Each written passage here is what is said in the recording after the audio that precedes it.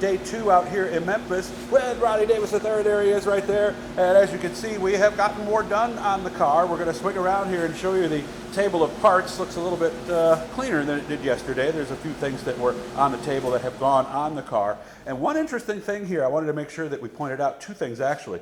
If you watched our Troyer shop video 2 weeks ago, this is the car that was tack welded and was getting ready to be finish welded. So it's amazing how far it's come in 2 weeks. And also, Ronnie finished up a 12-hour shift today, and now he's back in the garage. So he thinks racing's all easy and glamorous. Couldn't be farther from the truth, could it, Ronnie? No, it's it makes for a long day, but you know, coming to work on a race car, it's not really like work, so that's true. Especially when you love it. It's not like a street car where you got to get a torch out to get bolts off and stuff. Okay, so the biggest thing we're looking at here is obviously the front axle is in and has had a little bit more work done to it. Yeah, so we added just some radius rods to hold the axle in place as we're. That's this. Yep. Okay. As we're mounting with this hub, and as you can see, they like to flop around, so then the axle kind of likes to tip forward and back, so I just threw some radius rods on while my other ones are hopefully going to be here this week. So we started on that. That's all greased, ready to go. Started on the brake caliper.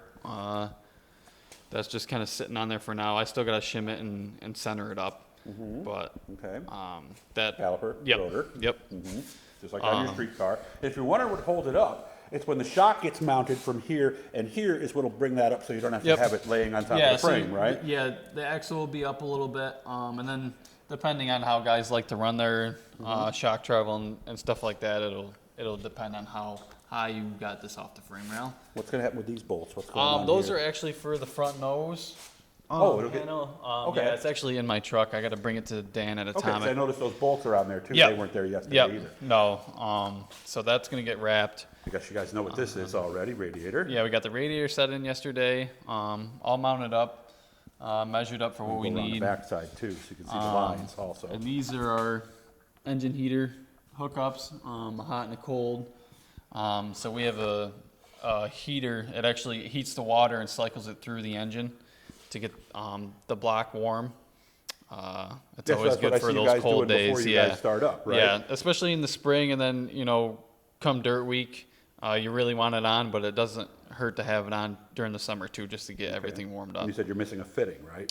Yeah, I'm missing that bottom fitting. Okay, now I know you guys have seen Zeus buttons because they're very common at the racetrack. This is what they go on. What is that piece called that's in the back that the Zeus button goes on to? So this is your Zeus spring back here. That's the spring. Okay. I wish I had a Zeus button on me. I could kind of show you how it works. But it's just pretty much a quarter turn. So you will put the Zeus button, it'll go through here, and then there's a slot where it kind of fits around, and you just quarter turn it, and it locks it on that spring. Gotcha. And those are that'll about hold a buck your a panel piece, on. right? Yeah, I would say at least a buck now. Yeah, so if you see some, and a lot of times you'll see them like on the racetrack after a big wreck, grab them and turn them over to the teams because they all can use them. They're all the same, right? Yeah, they do make aluminum ones or steel ones.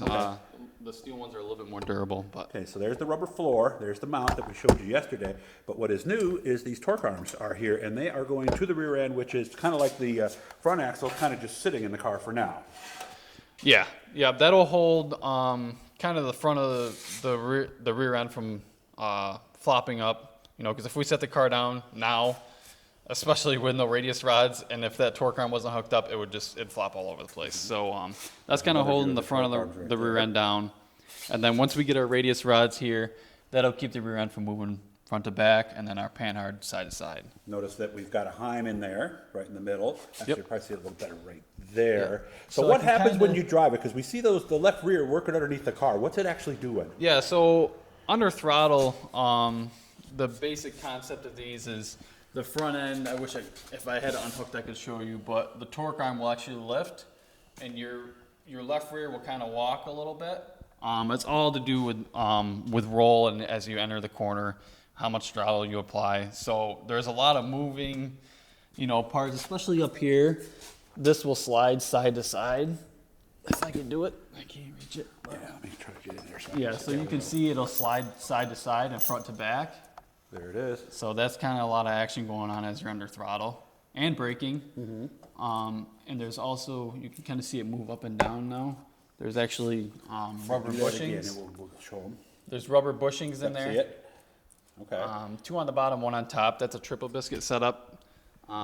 They used to run, or maybe some guys still do run 2 biscuits, but I've seemed to like the triple biscuit lately. So you've heard the term torque arms. That's what they are. That's what they look like right there. That's the silver part at the bottom there. Now this is not the rear end that's going to be in the car. This is temporary. Right? Yeah, this is just kind of for the show. Our other rear end's still on order. From this car. Yeah, we stole it out of my car from last year. Okay.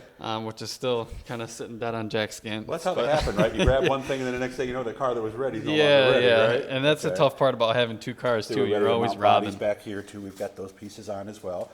This is a shock mount, and this is interesting because there's a couple different things you could do with this shock mount, isn't it? Yeah, so same idea, but a little bit different concept. If you look on the Bicknell behind me, it's got a bar, and you have a clamp, and then once you get where you want your shock position, front to back, up and down, you just tighten that clamp down. This, you obviously have 3 bolts. You can move it up or down, and then these shims, you can position these shims either maybe 2 on the back, 1 on each side, and that will put it in move the middle, this. all the way to the front, all the way to That'll the move back, this right? and give you different shock angle. Yeah, because see what he means. See, there's 1, 2, 3 shims there, or actually 1 piece and 2 the shim. shims, and then Yes. yep. Yeah, see, I'm still learning all this stuff too. I'm not a mechanic, guys, so I'm learning just like you guys are. The fuel cell's still in there. We ran the line. We showed you that yesterday, and now there's no extra bolts and stuff on top either. So this was done yesterday, but this had to be redone. The shock mount. Yeah. What did Dad do wrong? It was actually upside down. For a while there, we were kind of burning brain cells on it, but Matt Steffenhagen from Troy, he's like, your shock mount's upside down. Did you see the video? He did see the video, Oh, no. yeah. So, but I caught it just after the video. I'm like, man, and I think you zoomed right in on it too. So I did. it really Looks like I'm exaggerated. zooming in on it now. So good job, Matt. Yeah, Way so to take care of your customers. it's in there right now. So it was, you said the angle was wrong. It was out Yeah, or in, so or which just way was 'cause, it? you know, the placement, it was just take this and flip it upside down. So I had more of a Or positive like angle. that yeah. way there. So Yep. like that. Okay, all right. So you got a call or text or what? No, he sent me a picture of it. It was a screenshot of your video. said, hey, and you he's got like, that yeah, wrong." this is wrong. And you said there was something else you did here that was different, Yeah, right? our fuel line was, we had it in a little bit wrong. So we weren't up here where it goes to the fuel cell was a little tight, so we had to finagle. You mean there was just no extra play? in Yeah, that, it was really basically? tight. Okay, all right. So we kind of adjusted that. And All right, so let's see. Do I miss anything else? Of course, the radius rod's on this side, like yep. we said too. yeah, that's just So- temporary for now, just to hold the Shock front mounts are axle. there. Now, this is what you can see. I wanted to show you this again because this is the water heater. Now, some people Yep. also heat the oil also, or no? So you want so these will. I wish I had the heater out here for you too.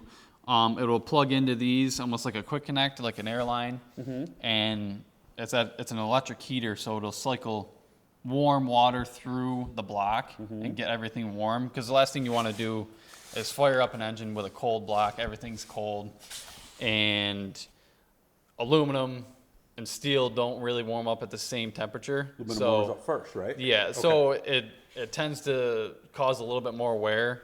So with everything warmed up to temperature, it decreases that. There's the mounts, by the way, that the radiator goes to. Okay. Arts, they're out of New Jersey, right? I believe. Is that where they This are? one's a Pats, but Oh, it's a yeah, I patch don't from know. Canada, the Yeah. O'Briens. Okay. That's right. Arts or ATL's the fuel cell. So sorry, guys. Hey, I'm still learning like you guys are. So we'll be back again tomorrow. And again, this car will be in Motorsports Expo this weekend. And now you're going to know a little bit more about it as you're going to be able to see it there. So Ronnie, as always, thanks again for having me out. We'll figure out what time tomorrow. We're going to get, what's the goals for tomorrow? What are we thinking? I got less than a Tomorrow, minute. I'll probably get some shocks on it.